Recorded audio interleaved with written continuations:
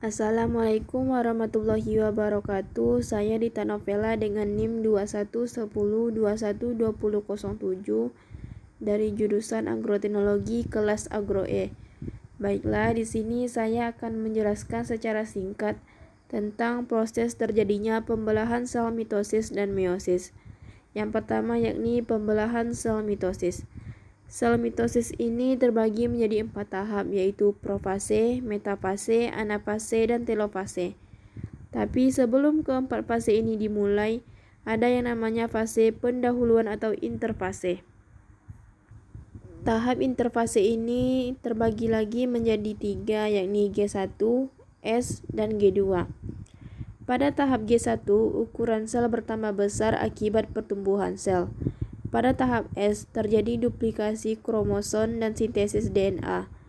Kromosom yang semula tunggal akhirnya berubah menjadi ganda. Pada tahap G2, sel tumbuh sempurna sebagai persiapan untuk pembelahan sel. Masuk ke tahap pertama yakni profase. Pada tahap profase ini, membran inti mulai rusak menjadi bagian-bagian kecil.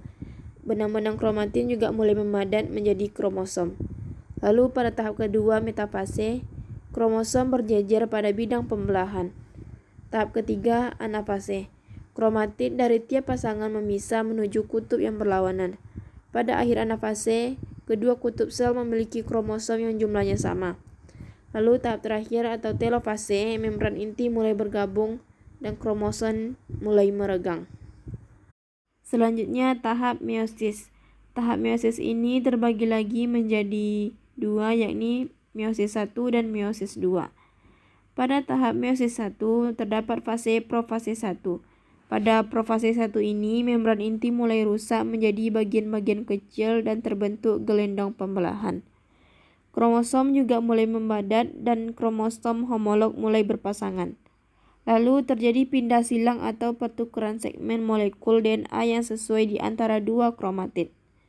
Metafase 1, kromosom berjejer pada bidang pembelahan.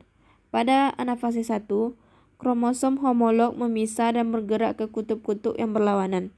Lalu pada fase telofase 1, kromosom homolog memisah dan bergerak ke kutub-kutub yang berlawanan. Membran inti mulai terbentuk kembali dan sitokinesis menyebabkan terbentuknya dua sel anakan yang bersifat haploid.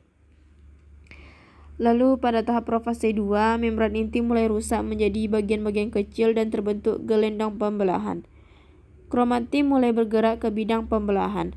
Metafase 2, kromosom berjejer pada bidang pembelahan. Anafase 2, kromatid terpisah dan bergerak ke kutub-kutub yang berlawanan.